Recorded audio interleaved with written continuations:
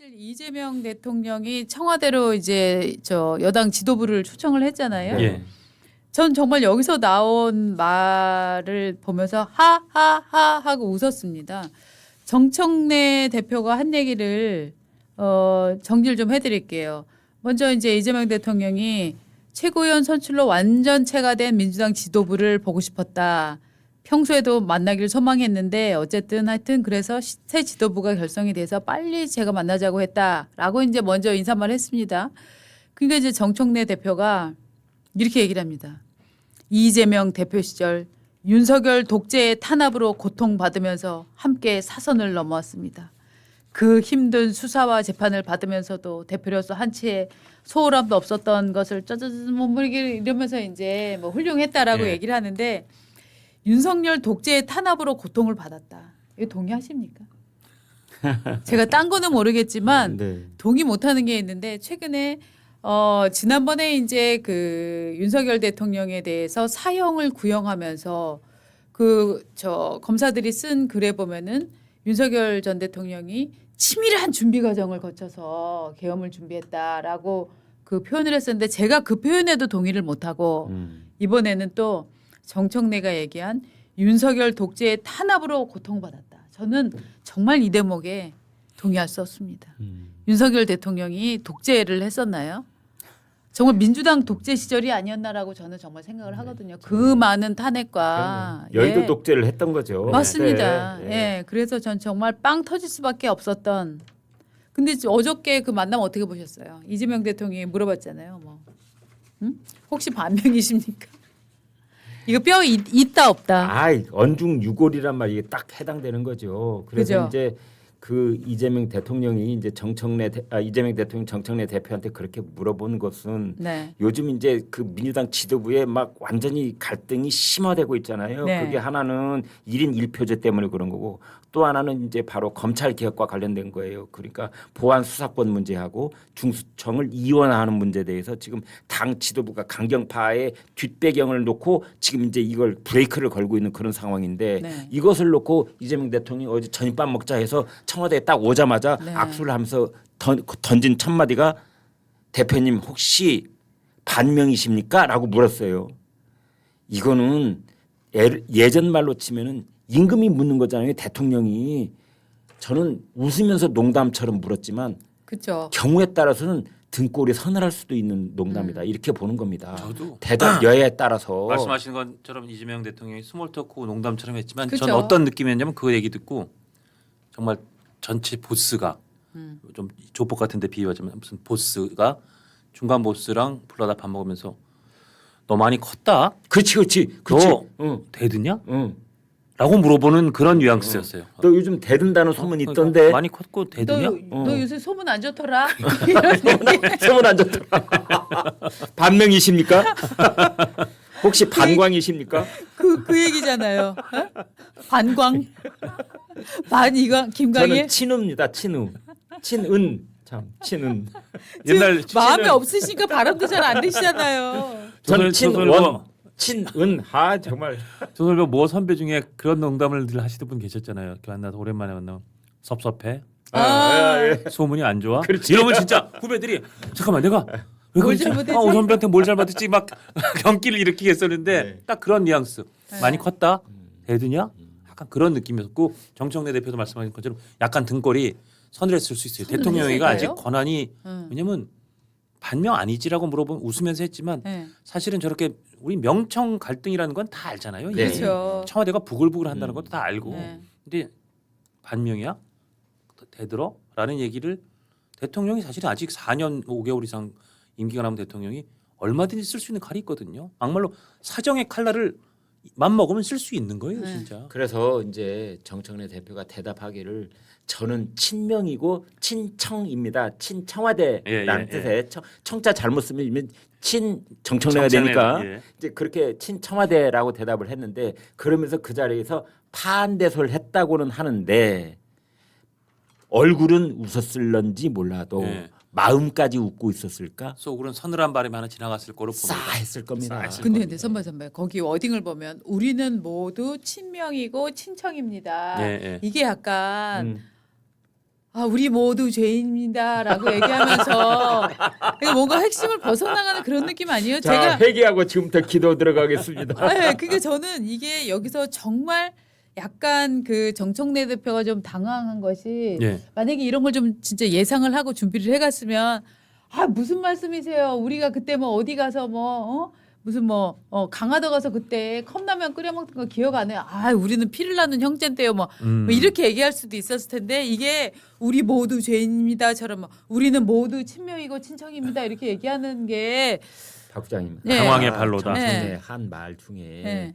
그 윤석열 독재 때문에 네. 우리 이재명 대표님과 네. 제가 네. 그때 수석 최고인가 그랬잖아요. 그래서 같이 고초를 겪었다. 여기에 방점이 있는 게 아니라 그 다음 문장이에요. 그럼에도 불구하고 이재명 대표님은 그때 당무를 얼마나 치밀하게 잘 보셨는지 저는 거기에 따라가기 한참 부족합니다. 멀었습니다. 네. 하고 딱 엎드리잖아요. 그 네, 앞에서. 네, 네. 그걸 정청래 대표가 기가 막히게 잘해. 아. 엎드릴 때 그냥 딱 엎드려. 이마가 맞아요. 땅에 닿는 소리가 꽝하게 나게 엎드려 주는 거야. 그리고 돌아서서 나와서는 이제 1인 1표제 하는데요, 근데 그러면서도 1인 1표제는 추진하는 그치, 거예요. 그치. 밖에 나와서는 버티기 작전. 앞에 가면은 이마가 이제 땅바닥에 닿는 소리가 나게. 그렇죠. 야, 참 그런 거 보면은 정청래라는 사람이 네. 저런 측면이 있구나. 맞아요. 다시 한번 보게 돼요. 네.